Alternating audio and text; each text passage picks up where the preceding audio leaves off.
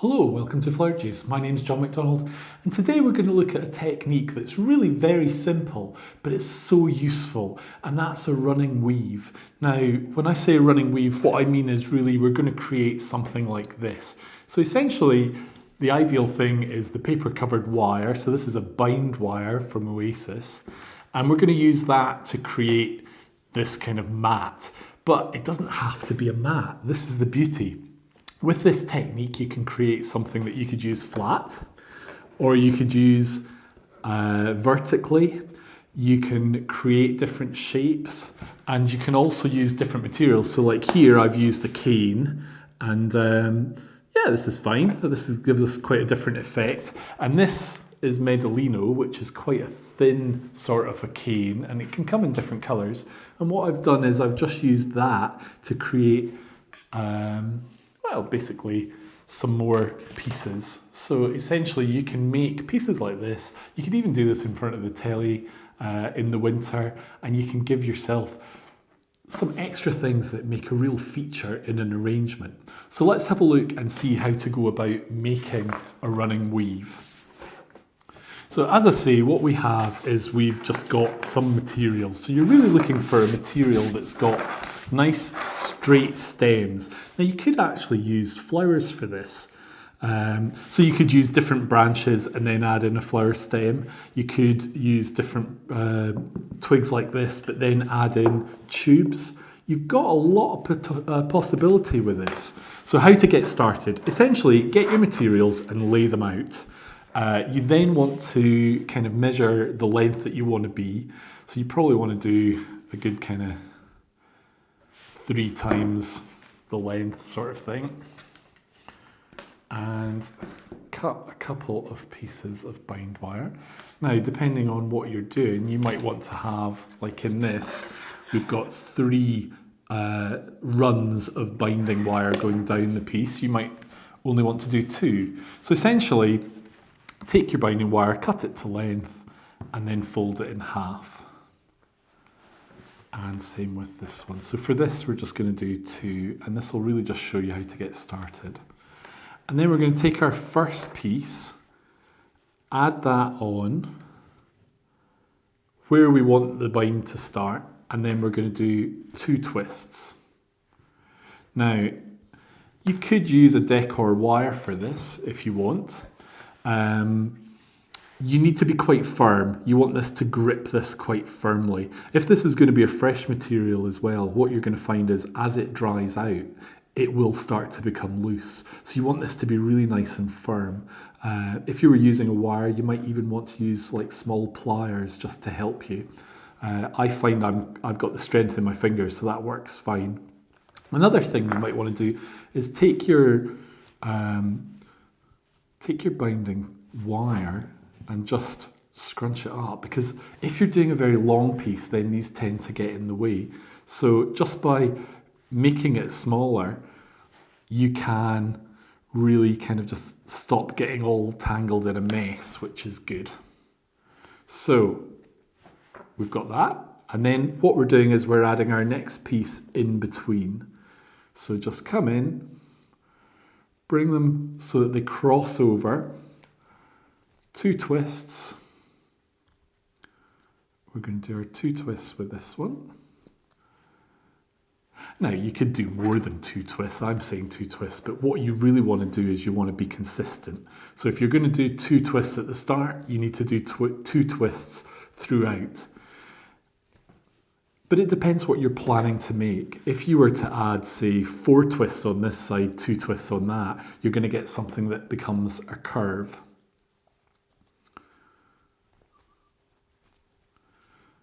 And you just basically work your way along. So in itself, it's a very simple technique. It's been around for a good while.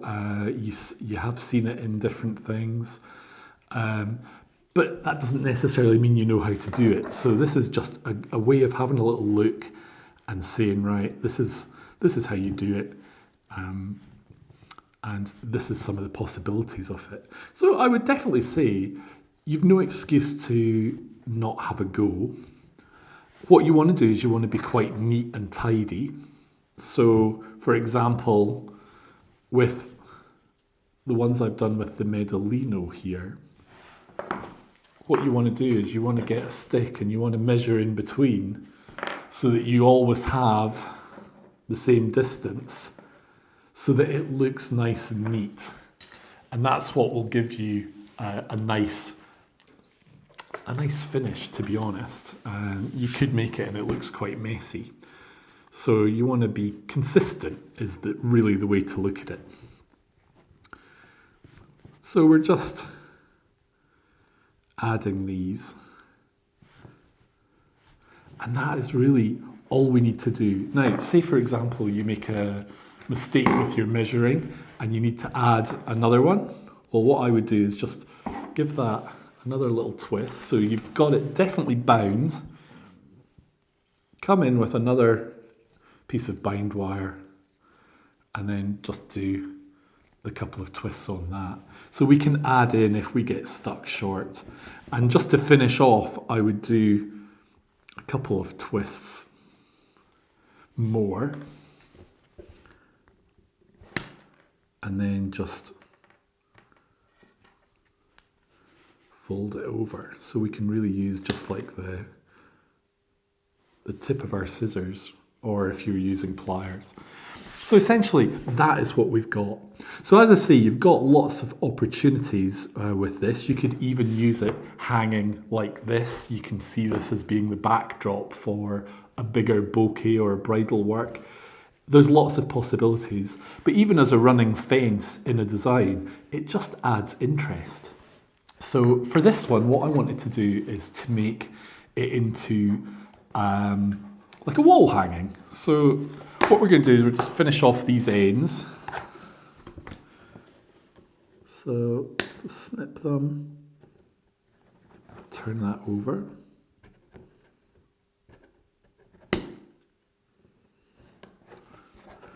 Using the tips of scissors is actually a really good way of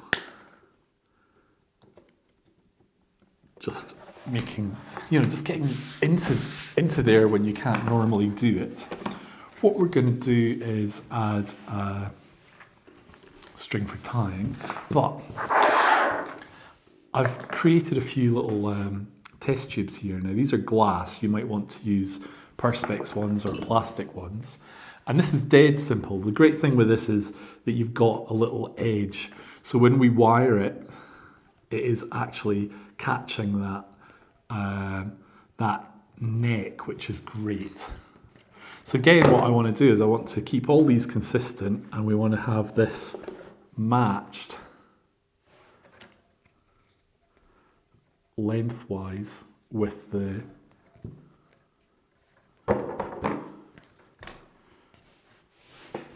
actual width that we've got between here. So again, I wanted to keep those consistent. So now we need to decide what's our top, what's our bottom. I think we'll make this the top, this the bottom, and now we can add in our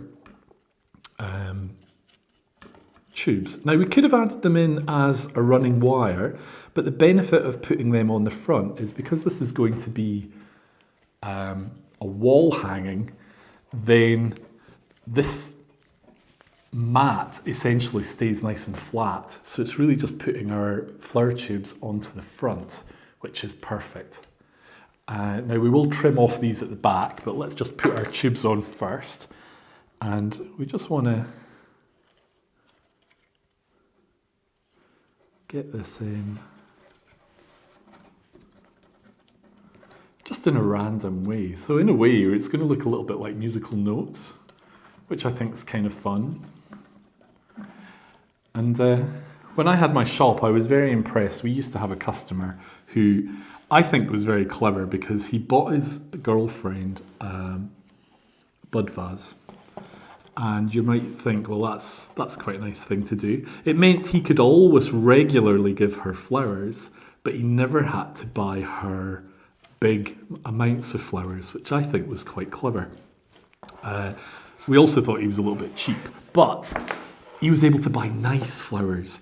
And in a way, how romantic is that? And it's so sweet. So this is a bit like a combination of bud vases brought together where we won't need to use a lot of flowers. We'll just need a few single blooms and a little bit of foliage.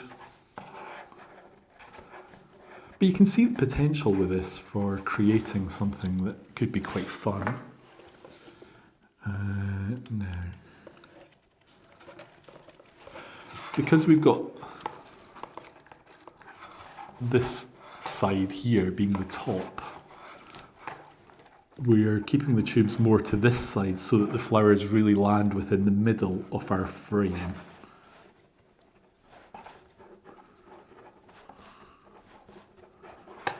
Now just be careful with the glass tubes because they can break. It is possible.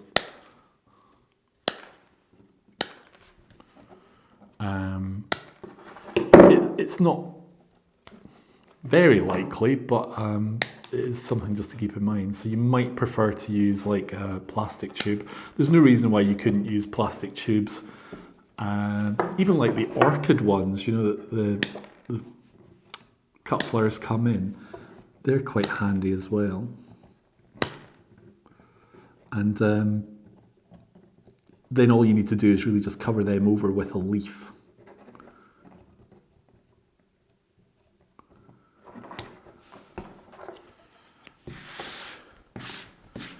So we've got our nice little wall hanging, and all we need to do now is add,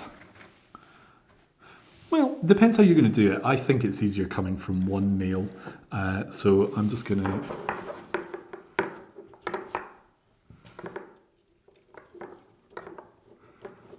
bring in one string at the back. Now the way this hangs, it could just go just as easily to here.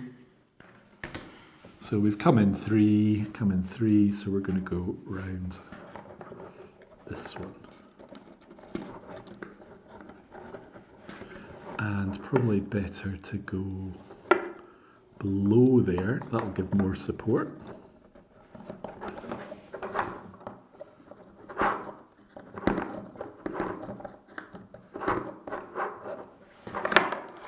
And that is our simple wall hanging.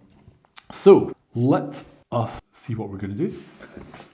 Okay, so we've put our wall hanging onto the wall. Now, I know my nail's a little bit high, but I didn't want to start hammering more nails into the wall. So essentially, we've got our nice hanger. What I've done is I've put a couple of ripples in it. That's making it sit quite well, but you could sit and play with it. You could also put a couple of long canes just to straighten it out if you want a really flat appearance, but I actually think it looks quite nice having a bit more interest. So material wise, I'm just going to keep this really, really simple, and because we're kind of into spring, I've got a little bit of jasmine, and this is just a jasmine plant I have, and I just love this. I think the way that that sits is just really beautiful. Now you could really just keep your arrangement really, really simple and not add too much at all, which I think would be quite nice. So really this gives you a container that you've made that you can add stuff just when you have a beautiful flower. So really you could use this for bringing flowers into your daily life rather than having to make something with a lot of flowers and making it very complicated. Now these are just little cyclamen, and all I've done is I got a plant that was reduced in this, not the supermarket, but into like the DIY store, and I thought, oh, it's not looking that beautiful, but they make a lovely little cut flower. And we're just going to use a few of these little flowers just to bring in a band of colour.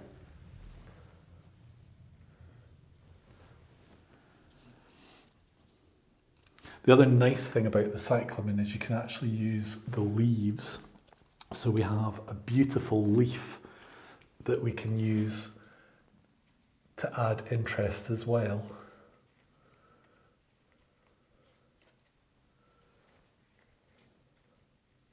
I really don't want to overfill this.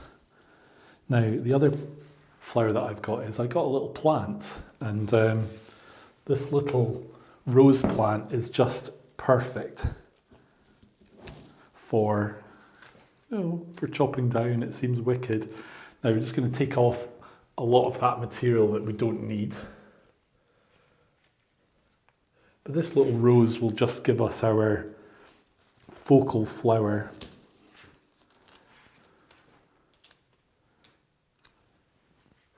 And actually, looking at plants is quite a good way of being able to create an arrangement, and then you still have the plant. So with this plant, I want to be able to put it in the garden and have more of these beautiful flowers.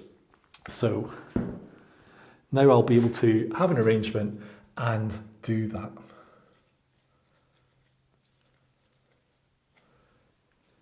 But aren't those little cyclamen so sweet? Now this obviously would be better in a cooler location. And when I showed you these earlier, you could actually add elements like this. It's possible. So you could really create something more. But I think in a way, this slightly takes away from keeping this quite natural and quite simple. So we're not going to have too much going on and it gets a little bit confusing. So that is our arrangement. I hope you've enjoyed today's video. I hope you found the technique interesting and useful. And I do suggest that you give it a go if you've not tried it before. So thank you for watching. Click here to subscribe, and we hope to see you soon at our next video.